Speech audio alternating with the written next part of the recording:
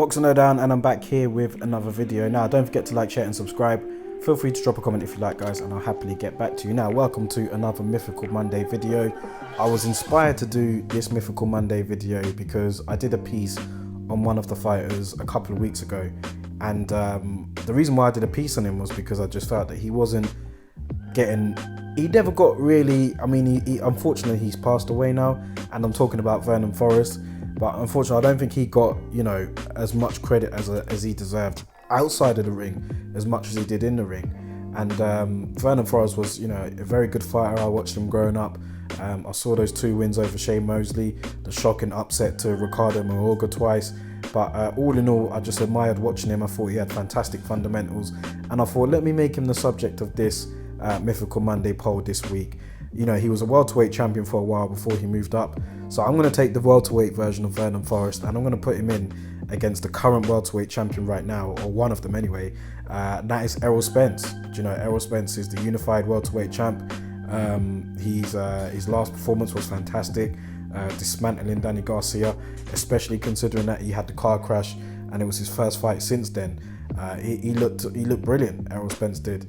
And you know, him against Vernon Forrest is a very good fight for me. I mean, it's a good stylistic matchup. Vernon Forrest was a tall fighter, but he also know how to use his height and reach. He was very good at using his jab, the 1-2, and you know, Vernon Forrest was, you know, we saw it against Shane Mosley, what he did to Mosley, particularly in the first fight.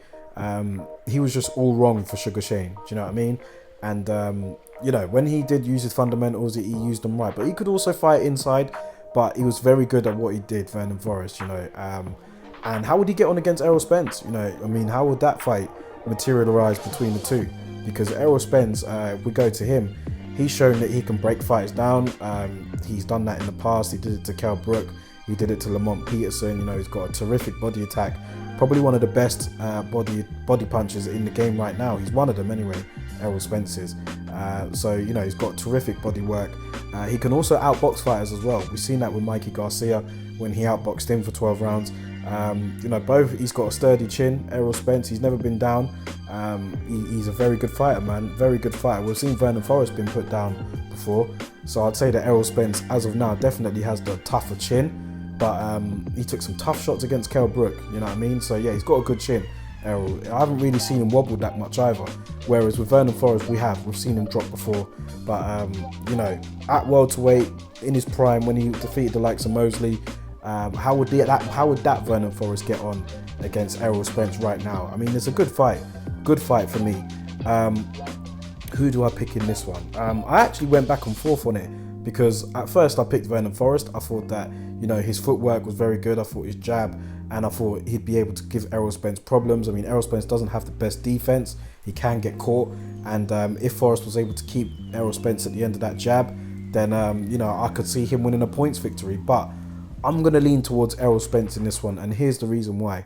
I think that he'd be able to apply pressure on Vernon Forrest. We've seen that Vernon Forrest, he's crumbled under pressure before. I know it was from an unorthodox fighter in Ricardo Mayorga, but you know, when he was put under pressure from him, you know, it did get to him. You know, he got stopped in the 3rd round, very shockingly, in that first fight against Mayorga, and then in the rematch, he lost that one on points. So I think with ERROL Spence, he's no Mayorga. They're not anything like each other in terms of how they fight. But ERROL Spence is known to bring the pressure, man. He can do it. He's done it, and he can wear fighters down. He wore the likes of Kell Brook down. Like I said, he's wore other fighters down. I mean, he's got a terrific attack to the body and head. He punches in combinations.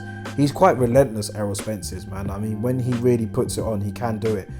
Very tough man. So I think that he'd probably just he'd get the edge, and he's got boxing ability as well. So I think that both of them have got great fundamentals, but I just think that ERROL Spence would get to Vernon Forrest late. I think that he'd probably be losing the early couple of rounds, maybe.